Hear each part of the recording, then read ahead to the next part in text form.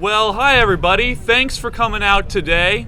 Gorgeous fall day in front of the Chesapeake Bay here. Just for a really brief history lesson on why we're here today.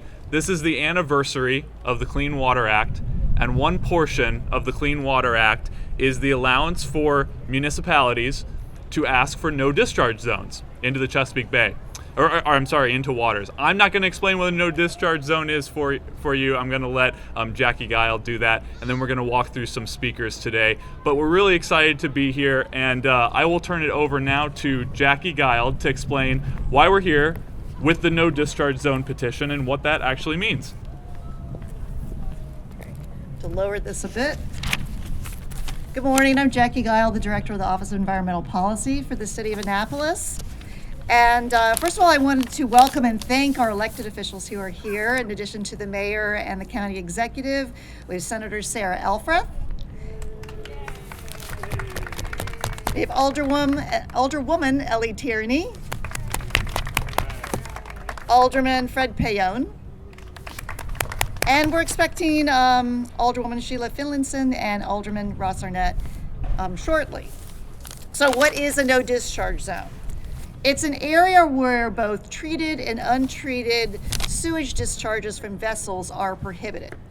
So in a no discharge zone, a vessel operator must retain their sewage on board until they reach an on-land disposal facility, a pump out station, or if they are operating a vessel with an onboard treat and release marine sanitation device, they can either pump out or they have to disable access to that system while they are in the no discharge zone. Now, the no discharge zone application that we are submitting only applies to the rivers, creeks, and streams of the City of Annapolis and Anne Arundel County. It will not apply to the main stem of the Chesapeake Bay. And when you look at a no discharge zone, the criteria under the Clean Water Act to qualify, it has to include impaired water bodies, and all of our water bodies in the city and county are considered impaired under the criteria of the Clean Water Act. There have to be adequate pump out facilities for boat operators. We exceed the required pump out facilities by almost double the amount. There are 56 public pump outs and 18 private pump outs, facilities that is. And there must be public support. And we demonstrated that by the letters of support appended to the application, by the testimony before the county council and the city council during the hearings and resolutions to support a no discharge zone, and in comments we received at the 4 required public meetings that we held in the last year and a half. The no discharge zone would be enforced through the Natural Resource Police, the U.S. Coast Guard, and by our city harbor master, who is the only harbor master in the state of Maryland. She does an excellent job. Beth Bellis is here. All right. And the Maryland Department of Environment may issue civil penalties up to $10,000 per violation per day.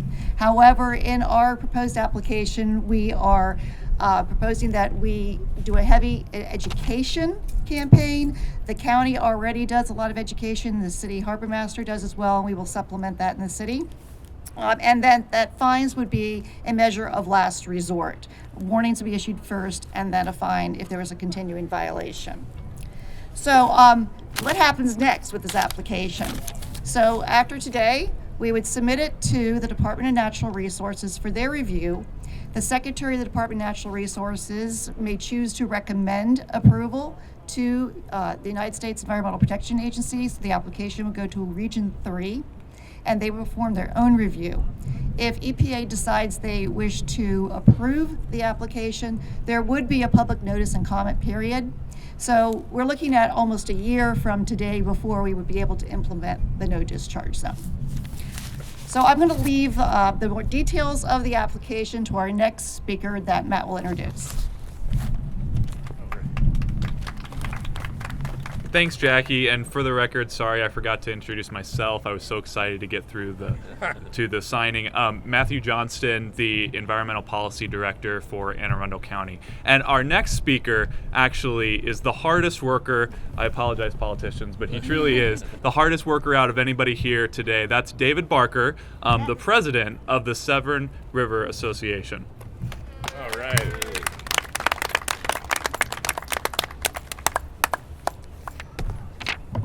Thanks very much, Matt, and thank you, Mayor Buckley and County Executive Pittman. And I'm just here to express thanks. First of all, I want to thank Donna Morrow, who was unable to be here today. She is the head of the Clean Water and Clean Boating and Clean Marinas programs at DNR, and has been a wonderful partner, helped us all the way through this.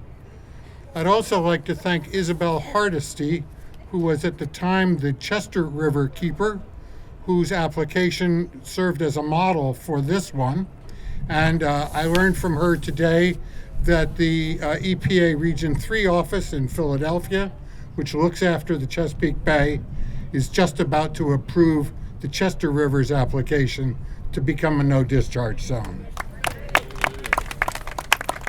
I'd like to give a shout out to Chris Trumbauer and Rob Savage, two outstanding legislators who spearheaded Resolution R3118 in the County Council and R4718 in the City Council, in which 15 out of the 16 lawmakers who were able to pass judgment on this application supported it. I'd also like to thank the funders for this. First of all, Lex Burney and the Brick Companies Foundation, Stewart and Hamilton Cheney and the Harrington Harbor Marinas, and Bill Kardash and his friends, without whose financial support this never could have happened.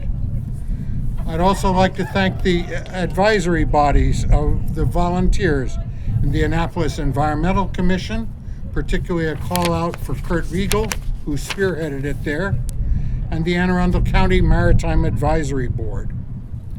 Next, thanks to the watershed groups that supported this: the Severn River Commission, the Severn River Association, the South River Federation, the West Road Riverkeeper, yay! The Magathie River Association, and the Spa Creek Conservancy. And then finally, I'd like to thank the harbor masters from Chatham, Massachusetts, and Newport, Rhode Island, who came and decided that the harbor master of Annapolis was the perfect poster child for a no discharge zone. Thank you, Beth.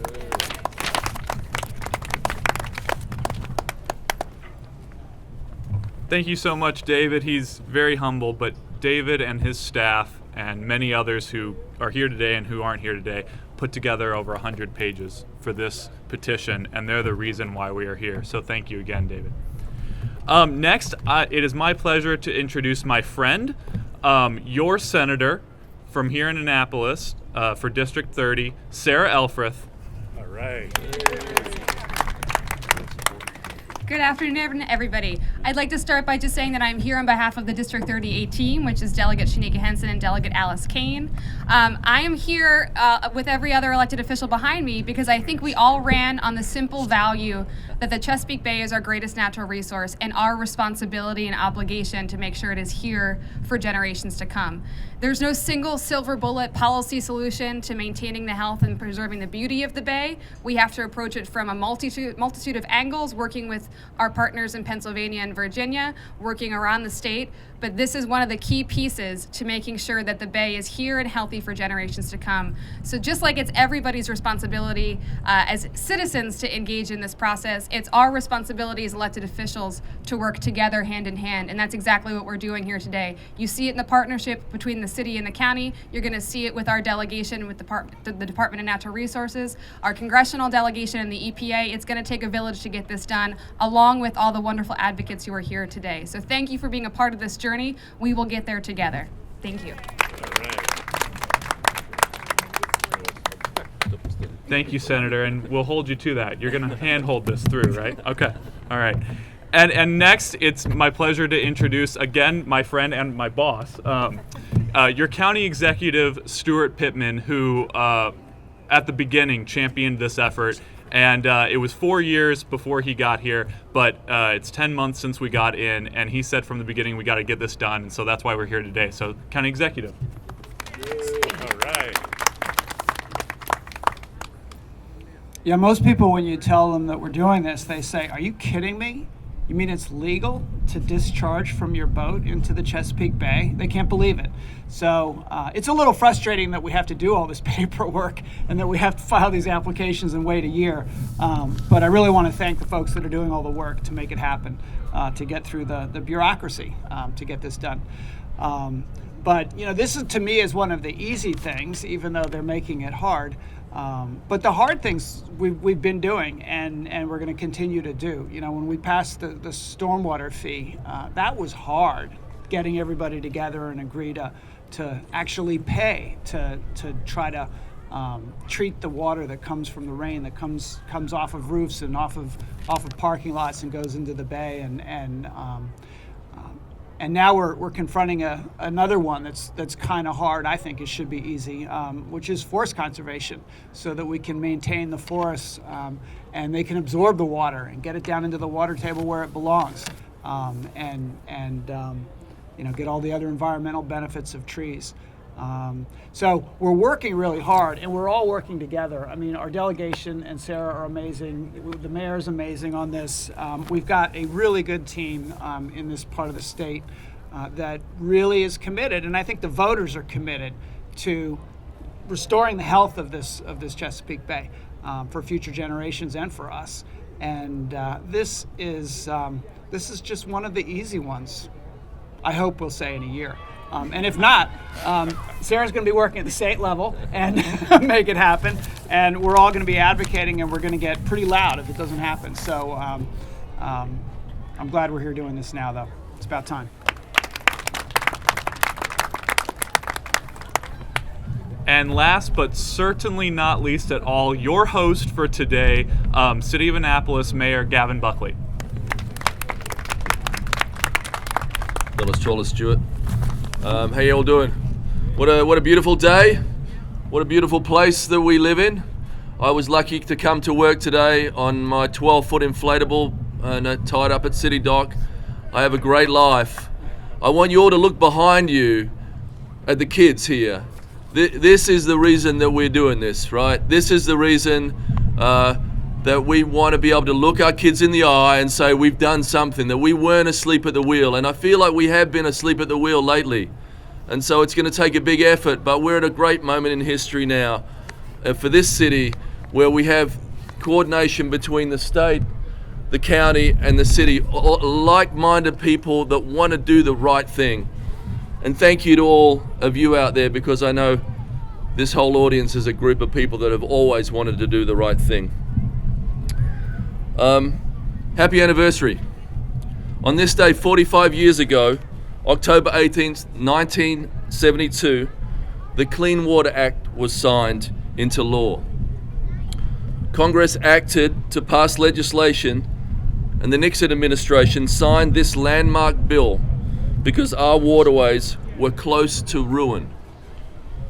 Before the Clean Water Act, there was no effective way to stop people and companies from dumping waste into waterways.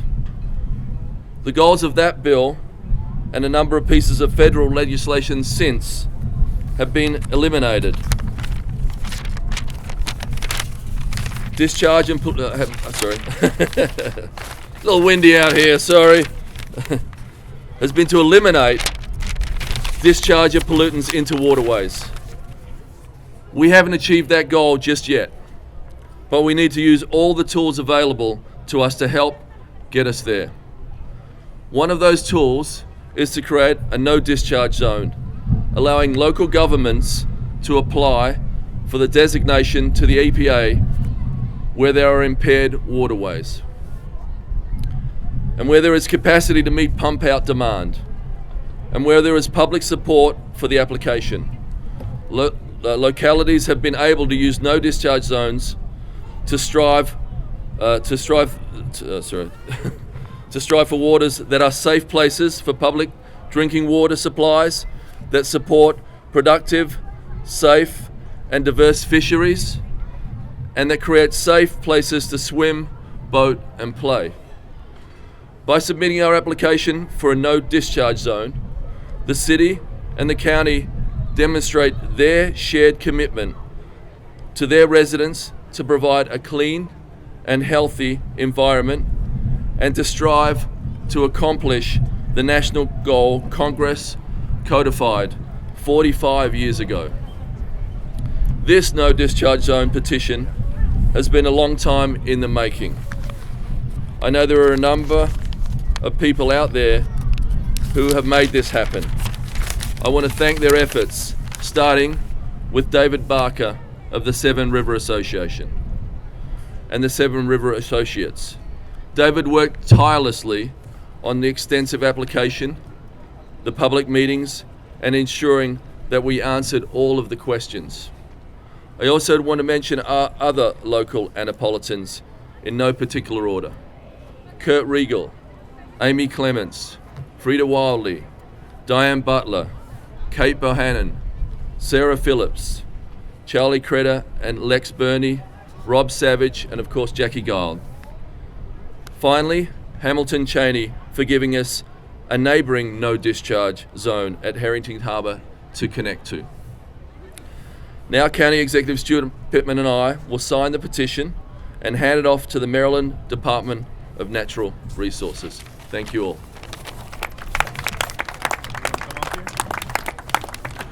Whereas the waterways of Anne Arundel County and the city of Annapolis are impaired by pollutants. Whereas the significant efforts of the government of Anne Arundel County and the city of Annapolis and those of our citizens to protect our waters and restore water quality will be enhanced by the designation of a no discharge zone in our rivers, creeks, and bays. And whereas the County Council of Anne Arundel County passed Resolution 3118 on September 4th, 2018 in support of the establishment of a no discharge zone. And whereas the City Council and the City of Annapolis passed Resolutions 47-18 on October 8th, 2018 in support of the same no discharge zone. Therefore, we now fully endorse the application prepared by the Seven River Association for the state designation no discharge zone that applies to the rivers and creeks and bays of Anne Arundel County and the city of Annapolis. Now we just need our Blues Brothers hats. All right. Pen doesn't work. All right. Oh, it does now. Yeah, I'm gonna have to look this up because I gotta go I think sideways. that we might miss that one. Yeah. Well, then here you can just have one. I'll just take Stuart's here.